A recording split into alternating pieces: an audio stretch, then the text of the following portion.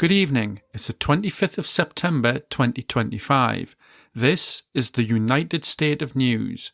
I'm Johnson Hood, and these are the headlines. Head of the FBI Kash Patel claims he can investigate his way out of a paper bag. Prime Minister Keir Starmer vows to stay on at number 10, stating the arrival of packing boxes is just a coincidence. President Trump signs executive order preventing the media from calling him a stupid poopy plot pants. But first, the White House recently announced that taking Tylenol during pregnancy causes autism. No legitimate evidence was provided to support this claim, though head of the US Health and Human Services, JFK Jr., did mention he'd been talking to a bloke down the pub. Critics were quick to point out that autism was first discovered in 1911 and likely existed long before this point, whereas Tylenol was invented in 1955. It is the equivalent of blaming the Black Death on TikTok. The announcement was dominated by a rambling speech from President Trump, who appeared to drown in his stream of consciousness delivery. On advising women to avoid Tylenol, he stated, "Nothing bad will happen, it can only good happen," which is the kind of grammar to be expected from a gorilla who has just started learning sign language.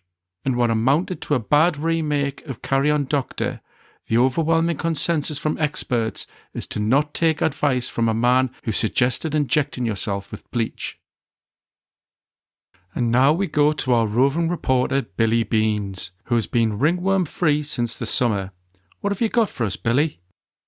The FBI reportedly recorded President Trump's head of lice, Tom Homan, accepting $50,000 in cash from undercover agents who were posing as business contractors. The so-called border bazaar promised to assist them in securing contracts once Trump was elected. The investigation began in 2024 under the Biden administration, who, instead of prosecuting Homan, decided to sit back and assess whether being given a big bag of cash was weird or not. By the time they decided it was, Trump had been elected, and Acting Deputy Attorney General Emil Bove quashed the investigation.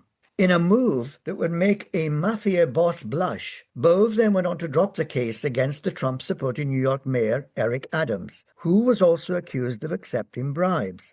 Current head of the FBI, Kash Patel, was approached for comment regarding Homan, and he dismissed the recording like it was footage of Bigfoot, stating, "There is no credible evidence of criminal wrongdoing."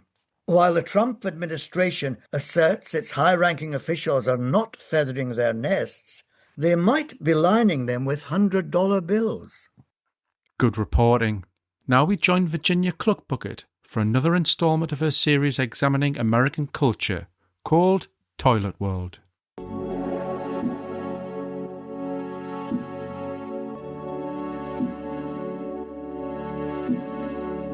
Toilet World, Toilet World, Toilet World, Toilet World, Toilet World.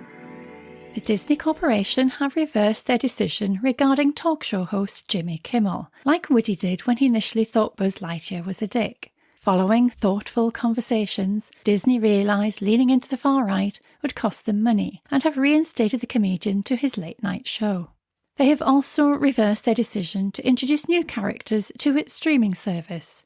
MAGA Mickey and his squirrel sidekick, Nutsy Sympathizer, were to feature in an 8-part series, starting with a pilot episode where MAGA Mickey accepted a wheel of cheese in exchange for the location of his Democrat voting friends. The Disney Corporation is no stranger to bending the knee. In December 2024, Trump filed a defamation lawsuit against Disney's ABC News program after anchor George Stephanopoulos inaccurately stated Trump had been found liable for rape. He hadn't. He'd been found liable for sexual abuse, and that's not so bad, apparently. Despite the weakness of the case, Disney settled for $15 million, paid to the Presidential Library. On his return to the stage, Kimmel called for unity and empathy. Enraged by Disney's capitulation to someone other than himself, Trump called his lawyers. Thank you, Virginia. And that has been the United State of News. I've been Johnson Hood. Good night.